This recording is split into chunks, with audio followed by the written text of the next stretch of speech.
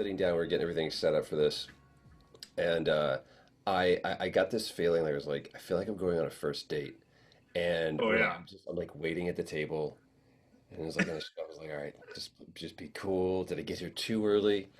And then you show up, and this is like the beauty of I've had a couple of situations like this where it's like, man, sometimes the internet's a pretty fucking cool place because it Yeah. allows me the opportunity to sit down and have conversations with people that I otherwise would not have been able to. Um, and I feel like this has been like a long time coming. I don't even remember. Shit, I'll kick this off. I remember how I found out about you, but I want to go into further depths as far as you've been around a lot longer than I was aware. Apparently, I thought you were only like 6 years old, and here you are, a full-grown man.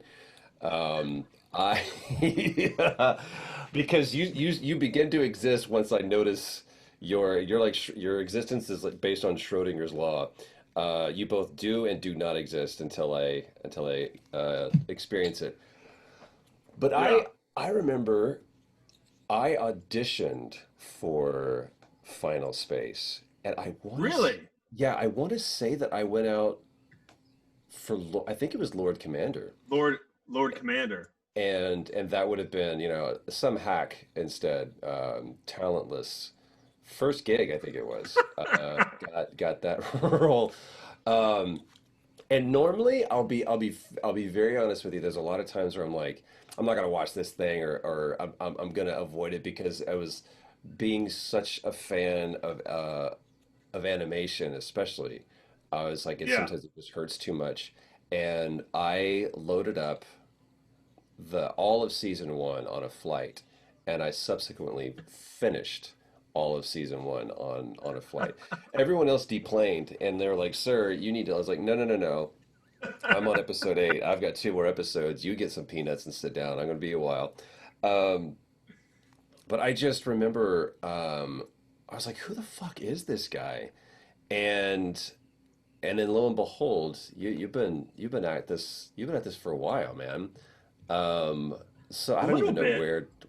for a little bit. What did Yeah. you, who are you? What did you do? Tell me your What story. what a loaded question. Who are you? What a leading question. Yeah, Like I mean, the thing that it's so interesting that you don't really know whoever is going to see the thing that you put out into the world, and hmm with Final Space, it was such a weird time because the only audition that I really remember seeing and I laughed at so hard was Jason Alexander, George Costanza, and he auditioned for Lord Commander, and I remember laughing like this is super funny, but like we had already like tried to get David Tennant. David Tennant was Sure. like the first choice, and he immediately said yes, but we still listened to the auditions, Oh, that's just and torture for both you and the yeah, people auditioning. yeah, it and it was one of those things. I think I even still have the auditions. I want to see if I think I have it. I just pulled it up. Let's see if I can see you in here. It's like, all right, what do we have here? Taxes, porn, old auditions. There it is. And somehow Jason Alexander shows Yeah, up in all three folders. I don't even know if they sent you or if they sent me your audition Oh, bastards. because I'm looking through I need a like the new little agent. the tiny little pool, and I never got it. But here's the I thing: just go. I the with the whole. It's so funny that you watched it on a plane and you found a way to even watch the show to begin with because it's been such an interesting journey of where it's actually been and hasn't been. And it's so confusing because so many people think it's on Netflix and it's not on Netflix and it's on Hulu, but on Hulu Live or whatever. And you can watch it on TBS, the app, but you have to have cable to watch the rest of the episodes. I've run the But then we gauntlet. I got watched your switched. show. Yeah, we went to Adult Swim, and it's everywhere and it's nowhere. But yeah, I mean the thing is, it started out such an interesting journey of me just kind of doing YouTube for over a decade, probably like 12 years, and always loved animation. Always kind of wanted to get into it because I was a huge fan of like early Toonami, Oh shit. Okay. and yeah, like Reboot, Dragon Yeah. Ball, like I mean, even old Adult Swim. You got Space Ghost, you got Harvey Birdman, Attorney at Law. Like that's the kind of stuff that I watch, and so Same. um, it was just such a organic thing for me to kind of be like, you know what, I really love animation. I want to, try it. And I remember the Gary Space thing I did was so awful. It was one of the worst things I'd ever created. But then I decided to reboot it, and I was able to pitch it to this new forum, and they gave me like 10 grand, and I just threw it all at the freaking animation because they needed every cent. And so I had to voice all the characters because I had no money to get Okay, anybody to wait. voice. I'm gonna pause there. So this was something that I wanted to know because there is this. There is certainly a trend. You have that clearly within Rick and Morty. You have it. Yeah. Why am I drawing a blank? Like Adventure Time has this, but where JG Quintel, who does. Why am I drawing a blank on their show? Holy shit, I was on it. Regular show. Regular show. Thank you. JG, those guys are the main cast, and so there was like this trend, especially within Cartoon Network, where it's like you're the creator, this is your child, you know what Yeah. it wants to be. No one's going to be more everyman and accessible and approachable than you. Just jump in there and do that. So, was that a product of necessity, or was that a desire for you? Had no desire to Really? voice any of these characters. Like honestly, the only character I wanted to voice was Mooncake. And I remember, Really? yeah, just the chickity pop, pop, pop. It's like that's my character. I would love to voice that character. And I remember when I did the proof of concept that's on my YouTube channel, I had to do it out of necessity. And I was able to get Coty, who does Avocado, to come in there and get him. And he was a buddy of mine. And then when we came to the actual pitching of the show, I remember I got David Sachs, who's the showrunner. He's done The Simpsons. He's actually done regular show as well. And I was like, we were talking about it, and he was like, yeah, so you need to be Gary. You're Gary. And I'm like, no, I'm not Gary. It's like, I don't know anything about voice acting. I don't need to be this guy. It's like, look, this is your story. This is you. And I was like, oh no, man. All right, Dude, fine. even right there, just you saying that right there, I can't imagine. And look, man, I'm critical. I'm gonna be honest with you. There's a Yeah. lot of people that I hear, and I'm like, they can like cast anybody else besides this. And so the first time I Yeah. hear Gary, I hear this voice, and then once you watch the well, dude, I'll sit here and break this down for you. And it's Final Space just because that was my entry point into you. What I've come to discover is that there's so much more behind you, and Hmm. there's so much more to you than just this one thing. But I do relish the opportunity to be able to just kind of fawn over the people that I'm a fan of their work, um, because it was something that compelled me to you. And not just the actual show, but the whole process. Not only did I audition, but do they send out a pitch deck Yeah. with that show? And it was like, here it is. And I was like, this is compelling. So it was on my radar. One of the reasons why I was able to find it is because it was on my radar, because I do just gobble up animation. Hmm. Because I'm the same thing. I remember the first time I watched Space Ghost Coast to Coast, I was like, because I grew up with those old Hanna-Barbera cartoons, Yeah. right? So to Yeah. watch them flip the script on this, I was like, oh my God, that's just absolute genius. And how did they get the original people to do that? It's like, oh no, no, no, these are people that just sound like them. Um, Yeah. so I could not imagine, especially once you understand the story of Gary. And dude, it's like Sunset Boulevard. The way you start the whole thing off, not to spoiler, but it's like you start at the end, and it's like, how did we get Yeah. here? That Yeah. so from like a pure cinephile standpoint, I'm like, I'm in from the first frame. I was in because I Yeah. was like, I know what show I'm into. I had no idea the level of existentialism it was going to get into, and the conversation was going to start. And I texted this to you. It was like the poignancy that you had. That Yeah. still was it was never self-indulgent. It was just fun, but I couldn't imagine anybody else in that role besides Gary. I don't know. I Nobody had besides you. such a It's Gary. hard time. Yeah, I had such a hard time voice acting in that thing, and it was such an interesting thing where that was like my first show, my first thing I've ever voiced, and I remember nobody really gave me direction, and I was like begging. I was like, give me some direction. Like, what am I doing?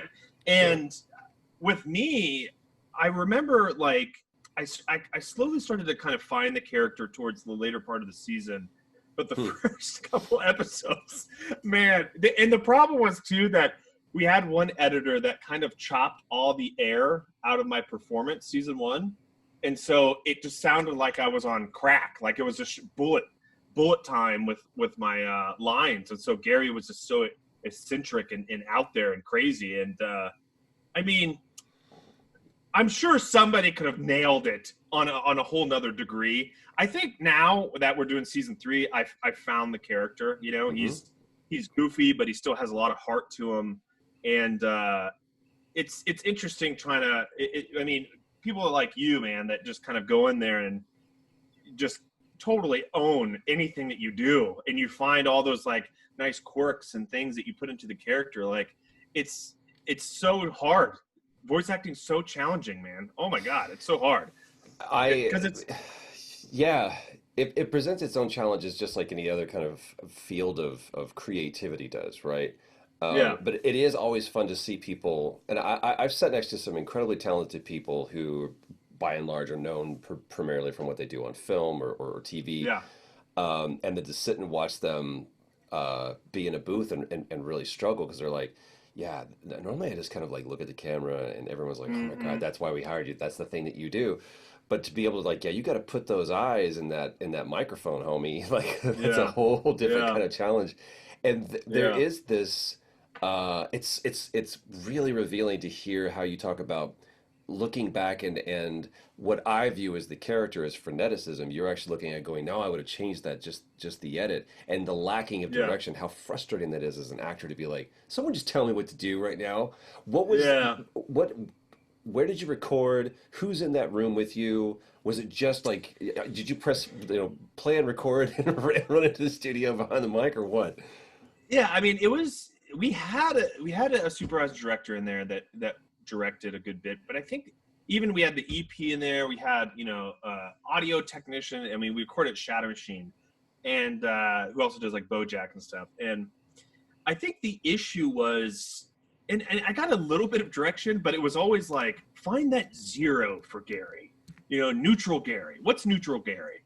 And with me, it was like I didn't know what that was. Like when you say, "Hey, find the 0 of your character," I'm like, "Oh, I don't know." You want to explain that? Like what am I trying to find with it? First of all, like what's 0 mean? And so it was such an interesting thing of trying to figure out what that was, and I think they were also kind of scared to give me notes a little bit because it was also I was the creator of the show. Hey, you're the boss. And, yeah, that could be weird. Yeah. So it's like I kind of had to figure out my own notes, and I remember the first couple episodes I would just be like, I want to redo this again until I get it right. And even still, like looking back at it, there's so much I would change. But I mean, in a weird way, I feel like in anything that you do, there's a starting point, and you look back on it and you look back at the original, first seasons of any show, voices change over the course of seasons, like Family Guy and Simpsons and all that stuff. Yeah, it's night and day. So it's Simpsons is a great example for that. Yeah, absolutely. South Park is a great example of that. Yeah, absolutely. Like Cartman, it's a completely changes. Totally different character. And so I think with that, it's like I think it's okay to learn as you go, but it does suck the fact that you're just kind of like your learning is front and center to millions of people to decide, like to dissect. So that kind of sucks, but yeah, I mean it's a part of it, but yeah, you're just trying to learn as you go and figure it out, and I just kind of got thrown into it, and I never really went into it thinking I want to voice act as Gary or even some of these other characters like Tribor as well. I wasn't supposed to be that character, but I made a voice in the writer's room, and they're like, "That's hysterical! You got to be this character." I'm like, "Can you stop giving me? I don't need." And ever since I did the voice, the people in when we did table reads, they ate it up. So I was like, I guess I'm Tribor now, and I didn't necessarily want that character, but he is so fun to do. I'm so glad that I got to do that character because he is a blast. And Outside of even doing just the characters and stretching yourself yeah, is like shit. Okay, because a captain on a ship is going to wear many hats, right? You're like, all right, today I'm yeah. feeding everybody, whatever I got to do to keep this ship afloat. Is there ever a part of you that while you're making this, you're like, fuck, this is my show. You've got Team Coco behind you. You've got there's a Yeah. lot of people that go, we're going to support this thing because we believe in it. Is is the perturbation of you just being an actor and kind of thrown into the lead role, kind of covering that nervous, anxious, hopefully I don't fuck this up kind of thing, or are you also feeling like I got to make this show work, or are you even thinking about stuff like that at that point? Like, do you ever have that kind Oh of yeah. I mean, that imposter syndrome, whatever that pops up that goes, oh man, everyone just oh man. Oh yeah. Oh, no, no, no, no, no, no, just no, no. the moment I started pitching the show and it started selling, I'm like, who am I? Why do I don't deserve this? And then every step of the way, I was like, dude, I shouldn't be here. I don't know what I'm doing. And I think as I started learning, I started really getting comfortable with the fact of like, you know what? I practiced for over a decade. I put in the work. I never got a handout from really anybody in my job or career. I've worked from the bottom literally all the way to the top, doing senior pictures and wedding photography, and like I did all the way to the top of like trying to create that voice of like what is my style. And I think once I kind of was able to sell the show, I did it based on my ability to kind of tell stories in the room, and that was something that I had been practicing for over a decade. And once you kind of start kind of analyzing why you feel that imposter syndrome, like kind of like break the exterior of that shell, you realize you're always going to feel like you don't really deserve it. But the thing is, you do. If you put in the hard work, you always are going to, you deserve the fruits of that labor. I think with the one thing with Final Space that I ended up finding out was the more you do it and the harder you work on the show, I mean, of course you're going to feel like, oh man, this is going to end at any second.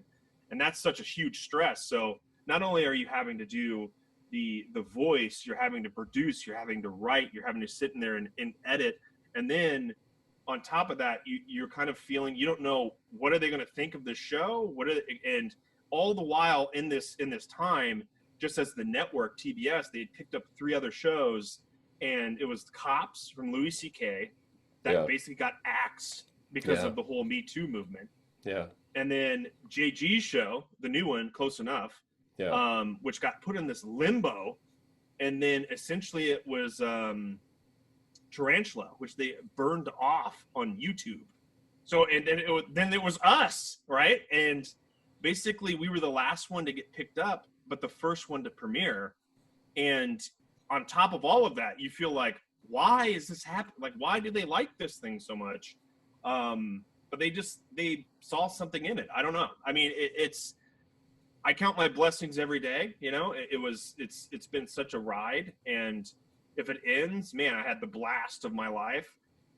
It was stressful as anything, kind of Mhm. having to put it out there in the world, and have everybody kind of see your flaws and imperfections in the show, and things that you wish you could go back and rewrite and redo or react or redo. And yeah, that's a part of TV. You don't really get to go back and fix things You unless you're keep Zack Snyder. yeah. And then people will debate the cut that they've never seen for time immemorial. You keep talking about how you'd put in the work and you've been doing this for 10 years. Let's go back for a little bit. There Yep. obviously is a passion and a proclivity towards storytelling. People who have been listening to me talk for however long have constantly heard me say that Yeah. I believe we are inherent storytellers, like just on a genetic level. That's Hmm. who we are. That's why we created language, and people probably at this point can finish that sentence for me. I've said it so many times. Why for you? At what age did you realize that when you were like, oh, this is at the core, the zero of Olin is that I am a storyteller. Where did that happen for you? Man, I think it was because I used to want to do comics, and I was doing like terrible uh like rip off of Dragon Ball Z comics, right? That would Oh be shit, colored pencils. I was telling these stories in these comics, and I remember I had the one that I was super proud of, and I think I lost it. I don't know. I don't know what happened to it. But I think the moment it really hit me was sophomore year in high school, okay. and I did this school project on this like I don't even know what it was. It was like a spoof on Survivor. I can't even tell you. I still have the video. It was ridiculous. There was no editing. I had to edit with the actual video camera, but it still had a charm. But the teacher loved it so much, and it beat everybody else's because I put so much effort into it that I actually did editing, and I figured out like I don't have how do I edit this thing? You know, I have to start and stop every time we do a scene, and there was only two of us, and we put the camera on the tripod, so I would have to like somebody would always have to get out of frame and then hit stop, and it That's was like I was genius. yeah I was figuring out all this stuff like ways to like get the actor out so he could turn it off and I could turn it off, and I was able to kind of have one really funny jump cut where I was like, okay, I'm gonna go do this, or like catch fish or something, and then it instantly jump cuts to where I'm like, I didn't catch any fish. You know, it's like there was comedy in it. You know, so I don't know. I mean, that was the moment where I think it was like that was a lot of fun. But when my mom said, "Hey, you can get a scholarship off of something like this," I was like, "What? What are you talking about?" Because I don't have the smarts for it, but if I can get a scholarship, oh boy, you know. And so I started to really practice it. I did like spoofs on like, I did a spoof on Gone in 60 Seconds called Gone in 60 Minutes, where it was about boosting bicycles. It was absolutely stupid, man. Just so dumb. And I would make Let's go. like, yeah, oh yeah, let's go. I would make Ring like ring. I'd make spoofs on like Harry Potter in the Lord of the Rings universe and stuff, and I was getting into Sure. special effects, and you Some start kind there's of a whole yeah, contingent of nerds that just had an orgasm. By the way, that just oh yeah, yeah, just by you saying that. that was me. And I played Harry Potter, and I was on my mom's broom in the backyard, and I was fighting off freaking all sorts of stuff. So I mean, I think that's when it kind of the bug hit was I kind of started really having fun doing it, and I started to really kind of practice in I think right around when YouTube started, I was like, man, I'm really good at figuring out how to make people laugh, but my voice wasn't there. Like I was starting to kind of figure it out a little bit. And I'm not by any means the funniest person in the world, but I think what I was trying to do for the longest time on YouTube was just to find my comedic voice. And I kept watching, going back to my roots of like Monty Python and the Holy Grail and Princess Bride and kind of diving into that. And I was like, man, what made that so funny? And it was like the editing, like the editing of like the guy in Monty Python when he was running, like Lancelot, and it cuts to the two guards, and I'm like, and he's Right. like, he cuts back, he's running over the hill, and it cuts to him, it's like, what is this? And then he finally he runs up and he stabs the guy and runs in. It's just like it's so funny. Like it's one of the funniest scenes. It's like, man, that editing is what makes things that's comedy to me. So So you're I, like I was me. really You saw Monty Python way too young, and oh yeah. for most of my contemporaries, they're watching stuff that made them laugh, and I was watching I don't know what it was, but we in our house we watched a lot of like BBC, and I was hip to Douglas Yeah. Adams before any kid should have been, uh, Yeah. and all of Monty Python. My You like first Mighty introduction. Boosh. What's that? Mighty Boosh. Mighty Boosh? What is Mighty Boosh? I remember that. Oh man, it's so funny. You got to check it out. It's like Okay, I'm down. it's right in line with Monty Python as far as the comedy of how funny it is. Mighty The Boosh. first thing I ever saw of Monty Python's traumatized me because it was their whole Sam Peckinpah thing where it's like wonderful day for tennis, and they came and it was the flying circus, and like someone lands and like chops off the guy's hands as he's playing piano, and it's just like becomes this blood fest of just spraying everything. And I'm like 8 or whatever, I'm just like watching TV too late at night when I should have like Yeah. snuck out of bed to watch it and stuff, and that's what I turn on. Because if I was lucky when I was a kid, I could sneak out after everybody else had gone to bed, and Benny Hinn would have been on, and I'd be able to like see like oh shoot, there's like girls, whatever. Or we had late night Channel 4 where I grew up, like sweating bullets and silk stockings, and if you were lucky enough, you get a little Yeah. side boob. Um, that was I didn't have cable growing up, man. So we it was every Saturday when the Victoria's Secret catalog, the Sears catalog before the Victoria's Secret catalog, the Sears catalog came to the Baker household. Troy would be like, I'm just gonna go in my room for about 17 minutes. I'll be right back. Some Um, investigation that I got to do with yes, this. there's just a Sears Roebuck catalog. I'm just gonna go through. We didn't have the internet back then. We had to work for it. So you are I'm still hearing this kind of pattern of being a storyteller, but you're how old like when you're making all this stuff, and where did you grow up? Tennessee, pretty much like Baltimore and then Memphis, like the two murder capitals of the U.S. And Yay. they were. It wasn't bad. Like to me, it wasn't bad. I mean, we didn't really grow up in the wealthiest part of either place, but I think I was probably around the age like early teens when I kind of really started getting into it. Cool. And kind of through high school, just during the summers, that's what I would do. It was just kind of go out and just film a bunch of stuff, and I would show it to my brother. He was like my litmus test, whether if it was funny, if I could get him to laugh. Laugh, Like my brother, laugh. yeah, yeah. He was like so stone cold, and I remember the worst thing once when I was like really excited. I decided to do my first short film. It's about aliens. It's called Abducted. And I was like, I was going to show it Super Bowl Sunday, halftime show.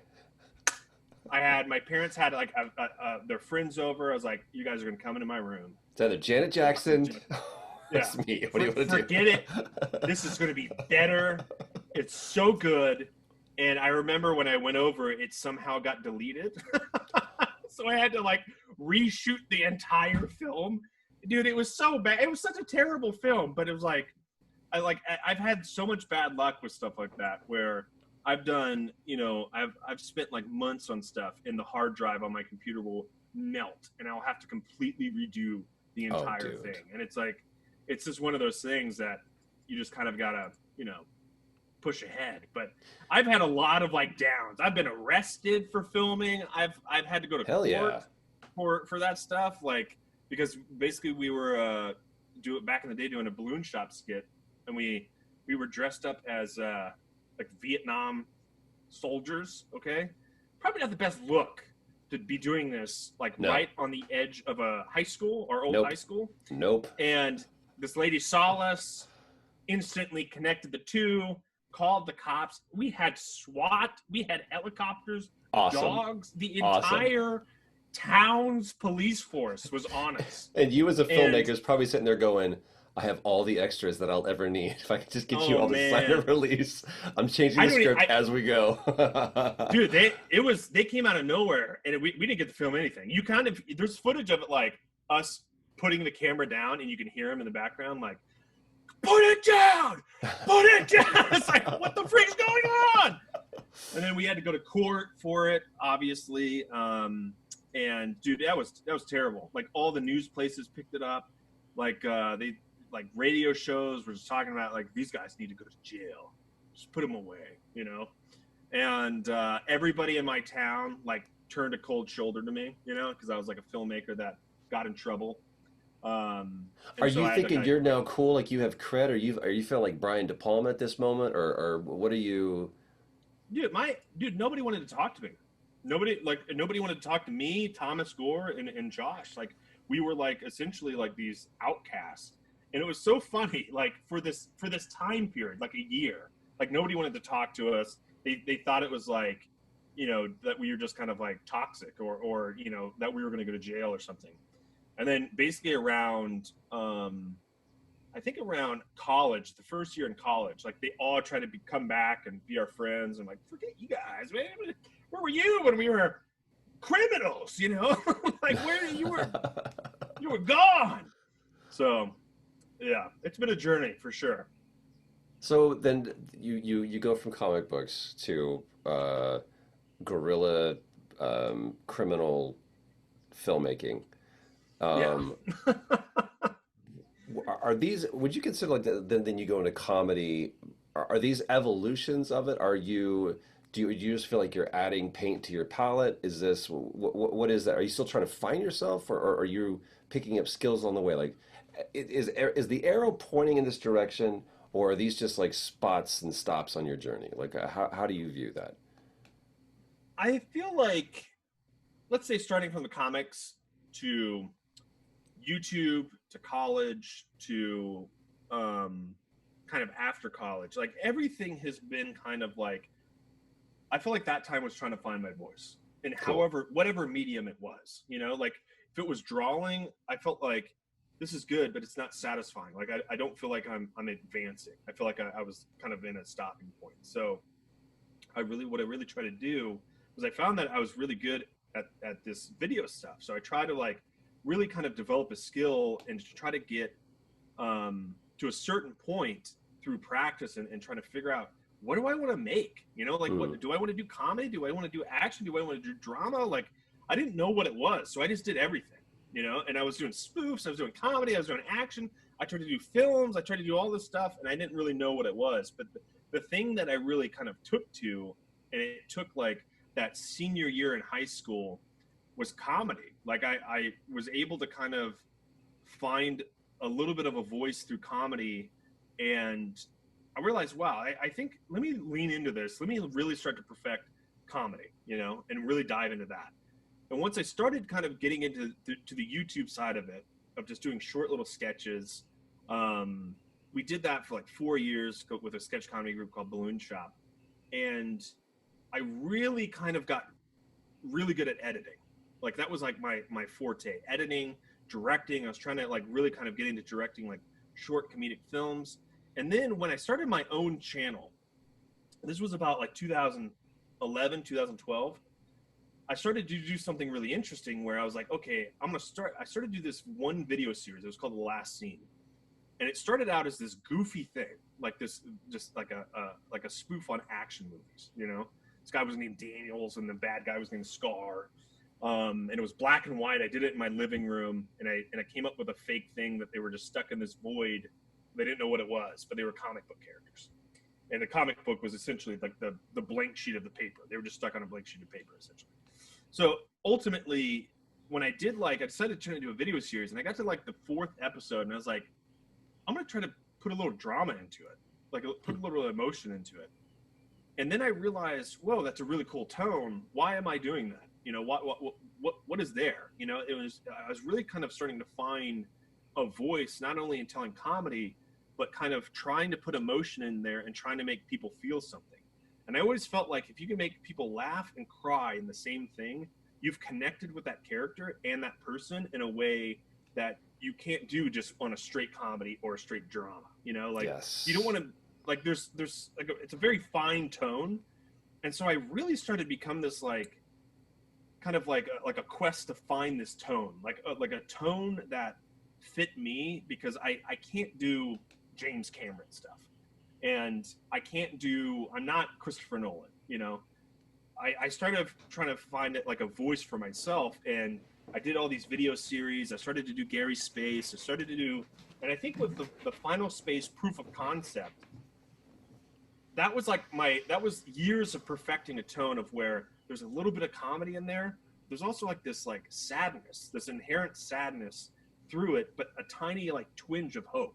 You never felt like overwhelmingly sad, but you felt like, wow, this is a really interesting thing I'm watching. It's not overly funny, it's not overly sad, but there's emotion to it, you know.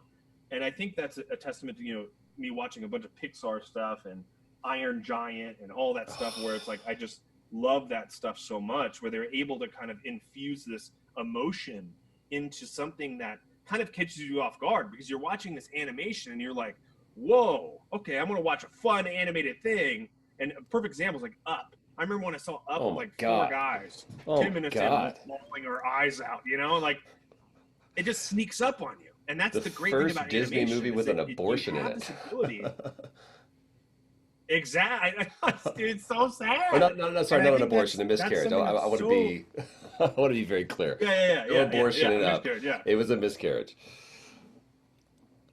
But even like in that first 10 minutes, like it's just so sad. Like That's a and novella. it hits you on so many different levels. I know. It's and that's kind of where I started to kind of develop that tone and develop that voice. And I feel like now I know what kind of stories I want to tell. I don't Mhm. want to just tell straight comedies. I don't want to tell straight dramas. I want to make people feel good, you know, but also feel something. You need to feel something. And that's the quest, is to make people feel something. And whether or not we did it with Final Space in season 1 or season 2, I think the idea that we try to go in with Final Space is like, you know what? Let's trick them. Let's go into the first few episodes thinking that they've seen this show before. And then when episode 6 comes and you see Avocado get blown out of the back of the ship, they're going to be like, "What? Whoa, what am I watching?" You know? And then it kind of takes a really you start feeling that drama from 6 on, and 10 when you feel like everybody's died, you're like, "What am I watching?" For real. So I think that's kind of like the journey. If I answered your question, I don't know if I did or not. No, dude, there's no really question. It's a problem for conversation. There's so much that you said there that pinged with me. Like, number one, let's see if I can track all of this.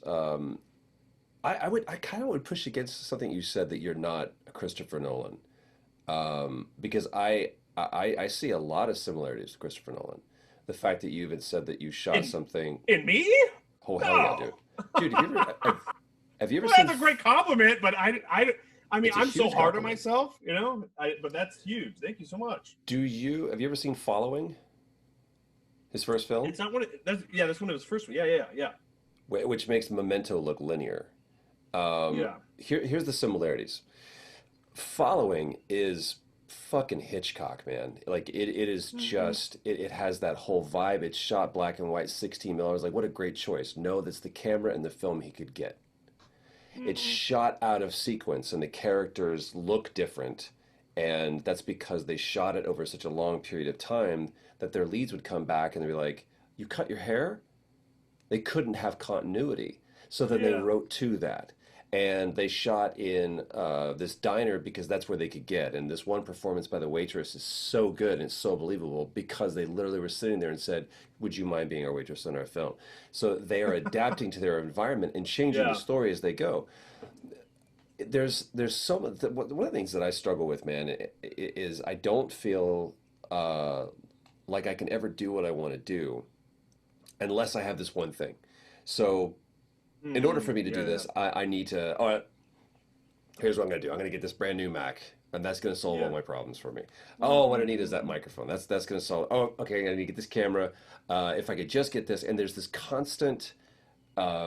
I was literally reading about this this morning. It was like we will. What does he say? Literally says people get so tired of me quoting this book, but it's there's so much brilliance. Reasons for anxiety will never be lacking, whether born of prosperity or of wretchedness. And that is so true. It's like we're always going to find a reason to worry or to be fearful or to complain. So I know that that's not the answer, and I listen to you tell your story, and you're like, this is what I could do, so this is what I could make, and Yeah. that was never the hurdle for you. Mm-hmm. Was your the money that was given to you, the circumstances that were given to you, the gear that was available to you, the people that were available to you. You just kind of looked around. You were like the MacGyver and going, "All right, I got a ballpoint pen, a paper clip, you Yeah. know, Yeah. and, Yeah. Yeah. and some Yeah. Play-Doh. How can I get out of this jam?" Um, what were your hurdles though? Like, what do you feel besides the cops coming down and the SWAT, almost arresting Yeah. you? Yeah. I What were mean, your hurdles? that's a great question, because it's like and I know people, have that same vibe where it's like, if I get this piece of gear, this piece of tech, it's going to make everything better. And I think with me, because I was kind of like, I kind of had to be self-taught. I self-taught myself everything: how to edit, how to do After Effects, how to do 3D, how to, everything that I was trying to learn. I tried to just use what I had to make the thing that I wanted to make. And I never really had the best camera, I never had the best sound equipment, never had the best editing software or computers or anything like that, but I tried my best with what I had. And I think when I started kind of doing this motto to myself where it's like, at the end of the project, I would literally ask myself, is that the best you could do with all of the things, all of the obstacles, all of the equipment? Was that the best you could do?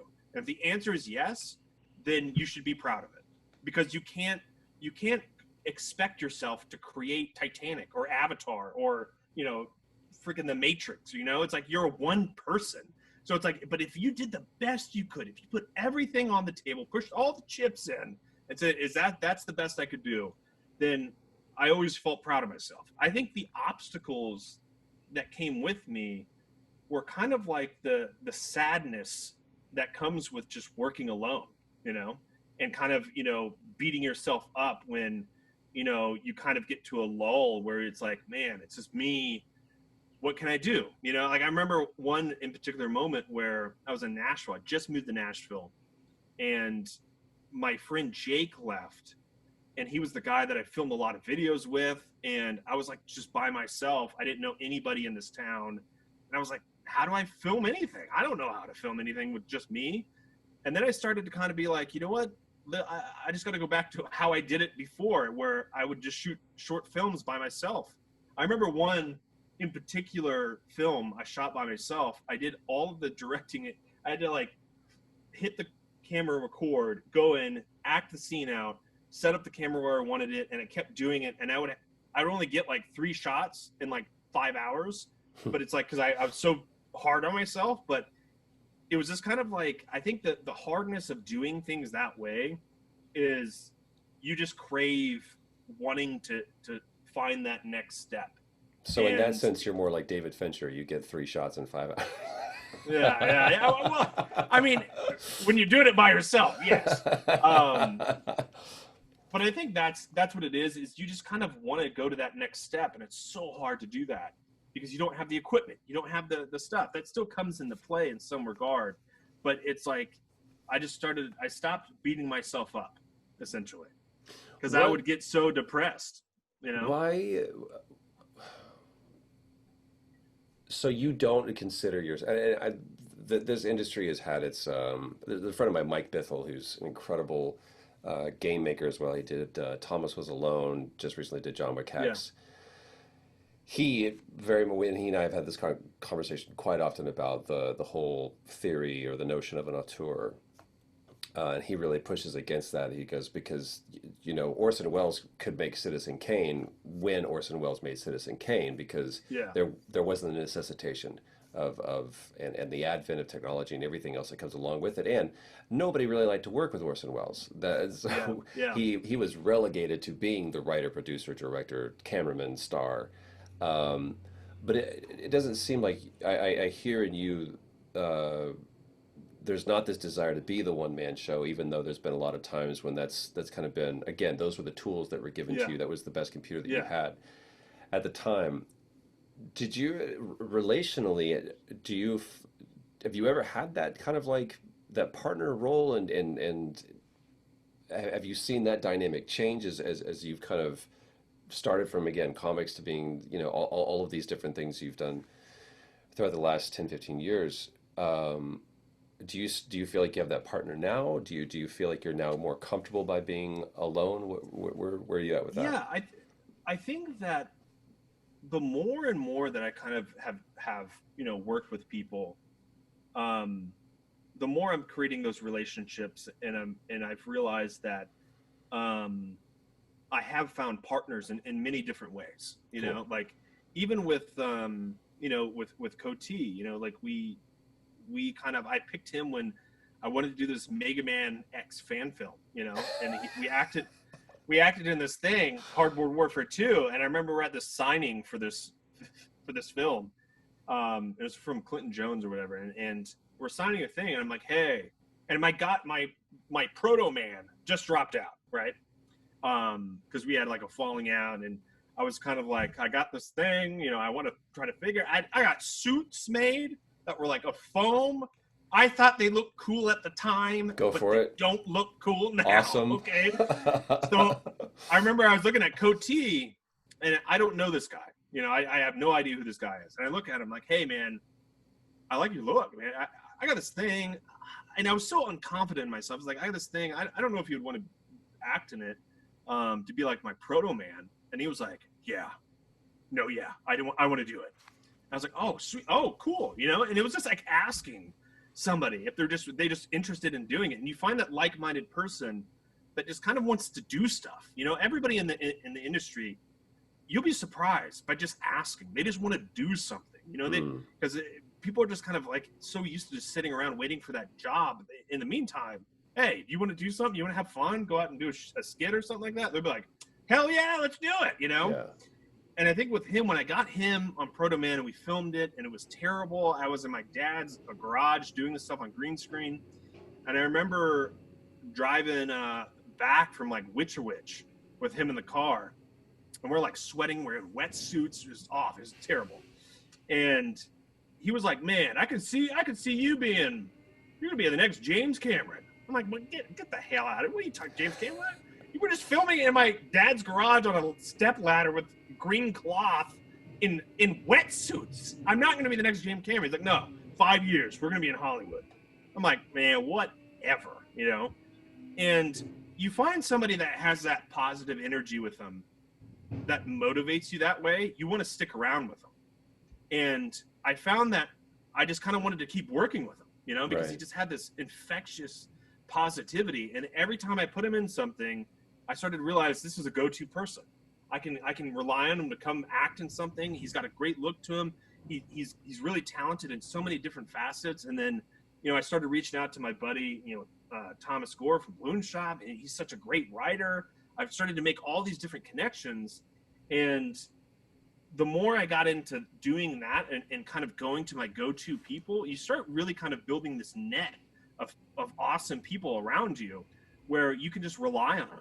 And I think now I feel really confident that I could pick up a phone and say, hey man, I need this thing. You think you could do it? And he would be like 100%. Cool. Because it's like, it's been a long time coming and years of building those relationships, but it's these people aren't, you know, I don't know anybody really in the industry, but these are people that are just hungry for doing this kind of stuff. And it's cool to have that, you know, support group around you. But now I feel really confident in that, for sure. Just kind of like having a team, having partners, having people that I could bounce ideas off of. You know, even with David Sachs, who's on Final Space, you know, we went out and pitched another idea. And I find that now more than ever, I love having a partner to work on an idea with, because I love to bounce ideas off of them. And I realized I need that. I need to bounce ideas off people. And I realized how hard I was on myself because I didn't have anybody to talk to back in the YouTube days. It was just me, you know? And I was kind of like, I don't know if this is good. I don't know. But now that I talk to people, I'm like working through story. I'm getting better. It's like I'm trying to figure out, you know, really how to improve my craft now. I'm fortunate to have several people like that in my life where I always want to be the dumbest, least educated, least equipped, least ambitious person in the room, because otherwise I don't want to be pushing or pulling people. I want people to be pulling me, going, how can you make my idea better?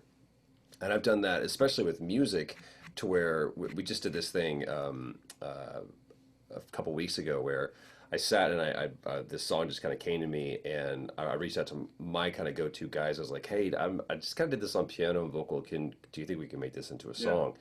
And cut two, we were able to pull in almost 100 people around the globe, and they made it so much bigger. And everybody recorded it in isolation. So that notion of like, I would much rather make something with people and have us all be able to look at it and go, man, our fingerprints are just, this thing is smudgy. Like it's all over us. Rather than just say, I did that all myself, because that doesn't show any leadership. And speaking of music, it almost feels like, to go back to Final Space, so many of those moments, those poignant moments, like the moment with Avocado, is underscored by the score. It Yeah. is truly, and there are these.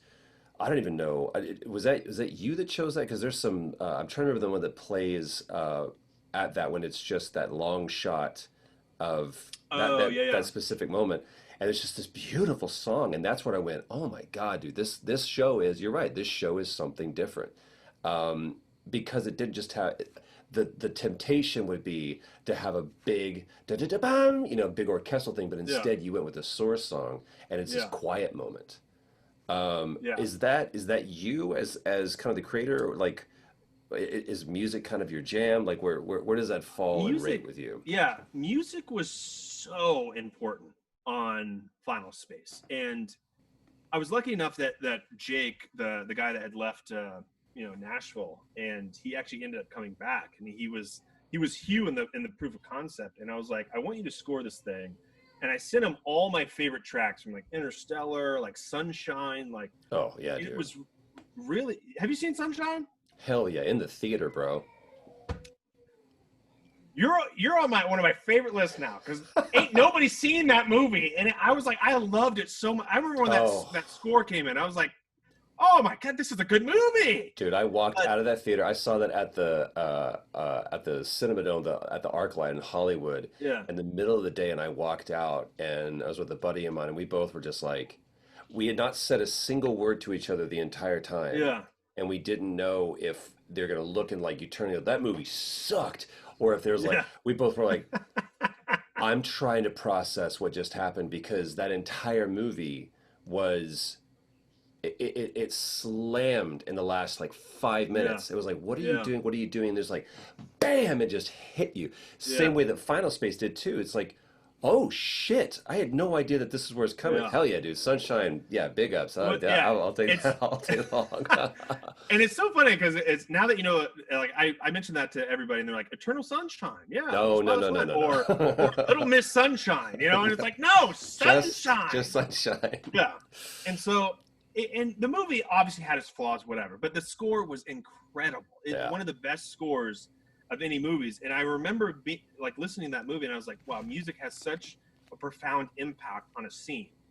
And I remember with the episode 6, Avocado Death, that actually the director of that episode had that song in mind for like the animatic essentially, and we just loved it so much. But then the before we even got into scoring the show, I remember I sat Jake and Shelby down and I said, "Look, this show has to have themes, okay, and it has to have genuine emotion. You can't play over an emotional song, some big song. It has to really like almost like basically interweave itself into the scene that you're not acknowledging that it's there, Hmm. but you're just kind of watching it and you're like, wow, I'm feeling something. I don't know Hmm. why. It's the music, like it's you don't need to notice the music essentially. And with that scene, that music that goes in when Avocado dies, you're just so in the moment. You're so in the emotion of, oh my God, what am I watching? You don't even know that the music is there, really. And that's a testament to how good the music is. The moment you listen to bad music in a scene, you're like, oh God, this music sucks. Well, there's even the And moments. Go ahead. Sorry. and I think with what we tried to do with Final Space is really make that music cinematic, you know, really hit all the moments. If it's drama, it's got to be a dramatic moment. If it's comedy, yeah, let's try to figure out the comedy of it. If it's action, it has to be big and actioning. So that's what we try to do essentially. But even in like those big moments where it's not it's soundtrack, it's not score. Like because the score is great, and but there's the moments when everything goes like dialogue goes away, and you just Yeah, allow, especially in animation, this never happens to where we're just going to give it room to breathe and like you would do in an episode of Breaking Bad or you would do in an episode of yeah, something else where it's like, you know what, the dialogue's going to go away. It's not going to become a, the only time they would do this is if it's going to be like a montage. Like this isn't a montage. This is just a moment where the only way that we can say what's happening in this scene is to go non-diegetic, and we have to have this song come in to really spell it out. And it's what was the name of that song? It's a beautiful female vocalist that's singing it. I think it's just when it's a moment where you're just kind of floating in space. It may have been in episode 10. End of season one. I'm Uh, trying to remember, or it may have been season two. well, Um, the episode 6 song is by Soul Seppi, and then all the other kind of like lyrical songs are actually by the one of the composers, Shelby Mary. really? Yeah. I thought you guys went out and like found, No, dude. we didn't have the money for that. No way. Was it a cheap show? I mean, when I say cheap show, I mean it's like an inexpensive show because like you look at like Big Yeah, Mouth is one of the most expensive shows. it's Uh, expensive. I mean, really, their really budget is expensive. like, I think Big Mouth is like maybe even twice, almost close to twice what we have. I mean, we're not as we don't have our budget isn't as low as like some Adult Swim shows, Hmm. but we aren't the most expensive by any means. But what we try to do, and this is something that I was pretty adamant about, is if you give the artist the ability to make a beautiful show, and you say make this as pretty as possible, and let's push it, let's push what we can do, they'll do it because and they'll actually be more passionate about the show because they're so tired of doing sitcom based stuff that they want to draw something, they want to be, kind of pushed to that limit. And I think every time that we've done that with our show, people think we have a budget that's much bigger, and we don't. Our budget's not that huge, it really Hmm. isn't, but we're just kind of doing things um a little bit differently in how we execute it. Like we don't we make sure that all the shots are very cinematic, they're very dynamic, that we're adding depth of field, that even after we get the animation back, we also do a compositing pass on the entire episode to make just to enhance it just even more, to make it more pretty to look at. And then from that point, it's like we're throwing in like 3D ships. We're incorporating a lot of 3D into the 2D. The music really elevates it to a whole nother level. So when you look at it, you're like, whoa, the show is very Feels cinematic. It looks like the budget looks huge, but it's like, no, our budget is small. Well, it's even It's like that's very like a small. Steven Spielberg thing too, where you establish out here, and so even when you come in here, you still have Yeah, this as the yeah, setup. yeah, Every time that you spend so much time, especially in season one, inside of Gary's helmet, right? yeah. Just that kind of view. There's Tom Kenny, man. So good.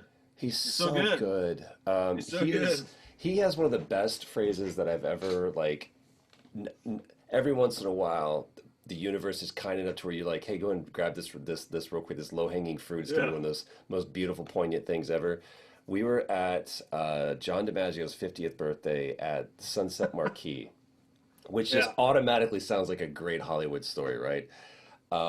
And Tom's there, and he he grew up doing punk music. Like yeah. if and now he has like the great little band that he does Yep.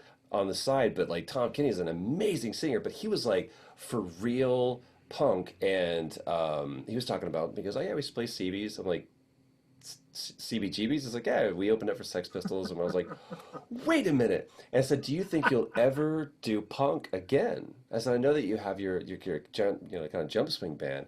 And he goes, cuz, and I love how he calls people cuz, cuz, it's just kind of hard to do punk when you've been in escrow. It's like just nugget of wisdom. Yeah. Do you think that if you had and I always like to kind of look for some kind of beautiful way to wrap up a great conversation, but because you bring it to money, it's always a good way to land. Um, do you think if you had been given, like, I hear a history of someone who was able to, like I said, you MacGyvered your way through your career. You took you said there was never any handouts, and that's true. It's not that you were just given big Yeah. things. Um, you worked hard for what you had, but you would scrape together what you had in order to create and tell your story. Do you think that if you, looking back on season one or season two, do you think you would have changed anything if someone had given you a bigger budget? Do you feel you could have emotively, from an emotional standpoint, could you have told a better story, or do you feel that you told the story you could? You were doing, like, as you said, did you do the best that you could? I think with season one, even season two, with all the struggles that both of those had, money wasn't the issue. It was. I think with season two, it was notes. Okay, it was a lot of notes and stuff with that, and so many different voices, and You're having to navigate this shark-infested waters. I think with season one, even if we had a bigger budget, it's not a question of money. I think it was a question of just kind of like having the experience, like after it, I was like, oh man, I would have done that differently, not because of money, but just because it's like now that I know, oh, if I did this would make it a lot better. People would have liked Gary a little bit more. If I added this little tiny story point at the beginning, like, so I think it's one of those things that I don't think money, even if I would have had money even through my entire career, I think it would have done the opposite. I think I would have been too comfortable. I wouldn't be trying to come up with solutions and to problems. I would just have the solution, and if you have a solution with no problem, then you haven't really solved anything. You haven't really discovered anything or how to do anything in your life because you've always had the solution in your hand. If you have, basically, and in fact, with limitations comes even more creativity. So Sure. because we were so limited in how we approached season, one and season two and even season three, but also just through my whole career, and anybody that does that, you're forced to think harder and come up with a creative solution out of it that you probably wouldn't have thought regardless of if you had the money to kind of just buy the thing that you wanted, and I think that's where everybody kind of, I think a lot of people creatively get kind of fumbled up in the weeds, is they think, man, I just don't have the money to get a camera like that, or I don't have the money to get a microphone. And it's like, you don't have to have that stuff. And I know that everybody always says that you don't have to have the stuff, but it's true. You just got to kind of practice. You got to find your voice. You got to go out there and be like, okay, I have a problem. What's the solution? It's not, I can't get the thing that is expensive that's out there. I just can't do it. I could probably save up for it. It'll probably take me a few years. But right now, if I just go out, try to come up with a story, edit it together, and put it out, then I've done something, okay? Now, you have to analyze it after the fact of like, what can I improve upon that? So it's like, it's just a whole chain of events. Like, and that's through just not having, the funds or the money there. It's like, just work through it as opposed to just thinking that's the answer, because it's not the answer. There's so much that I feel like we could get in. Like, I didn't ask, how's your ear? Oh, it's better. It's Good. better. Oh my God. It was so painful. I had an ear infection. Oh dude, it was so painful. I loved Like your 3 weeks. little your celebration on Instagram. That story was fun. There's we could talk about the tornado. There's so much that we could get into, and what Yeah. I always hope is that this isn't the only conversation, but it's the first conversation that that ultimately this is just a continuing conversation. But because we've talked a lot about Final Space, and because you're in the throes of passion with season three right now, what are you hoping you accomplish with season three? Like, where, without giving away like any plot spoilers or anything, Yeah. like what do you want season three when you're done, when you've pushed in all your chips? What are you hoping you've personally accomplished when season three's out? I think it's like there's so much that I wanted to do and improve upon with season one and season two. But I think with season three, it's just, I always just try to put everything on the table. Like even if I don't succeed in certain areas, I tried my best. And I think if once it's all said and done, I just want people to have a fun ride, to look back and say, man, that was a blast. I just want people to have fun. I want people to watch that and be entertained and lose themselves in a different universe for 13 episodes. Okay, however long that is, 13 episodes. They're in a different world, and they can have that little bit of an escape for 13 episodes. And that's really hard to do, to kind of pull somebody into a whole new universe and let them lose themselves, because the world sucks right now, and it's like, if they're able to just lose themselves, you brought them a little bit of just escape, and that's so important, so important. So that's what I hope is at the end of that, regarding whatever I accomplish, that's what I hope people get out of it. I can't wait. Can you even talk about when it's supposed to be out? I think it's like late 2020, maybe early Oh shit! So it will be this 2021. year? Do you think so? I don't know. I All don't know. right. It would be late. It would be late, really late. But we'll Especially, see. dude, if you're able to put out a show this year. Oh man. I'll be watching. I'll be honest with you. I'm probably gonna do what I did last time, which is I want all of it at one time. Because That's the way, honestly, you need to watch this I season, though. burned through it. It's so good. It's so binge worthy. If you haven't watched the show, please go back and you owe it to yourself. I found it on iTunes. Where else can people find it? Where's it at? Honestly, I don't even know anymore. Good for you, Okay, man. Good for you. You shouldn't. it's so many people. Like I think it's Adult Swim. Adults, you probably watch it on Adult Swim, TBS. Eventually, it'll go to HBO Max. But right now, I know you can get it on iTunes. That's I the got it on only iTunes. place. That's the only place. It's so Other worthy. everywhere else, it's Netflix. You What can watch it on Netflix. last thing? What is that? I'm clearly a fan of tattoos. What is that? Is It's Lord of the Rings quote from what do you Gandalf. have? Not all those who wander are lost. All we have to decide to do is what to do with the time given to us. Hell yeah, dude. Is that your only tattoo? Yeah, right there. That's pretty much it. What prompted? What made that your only tattoo?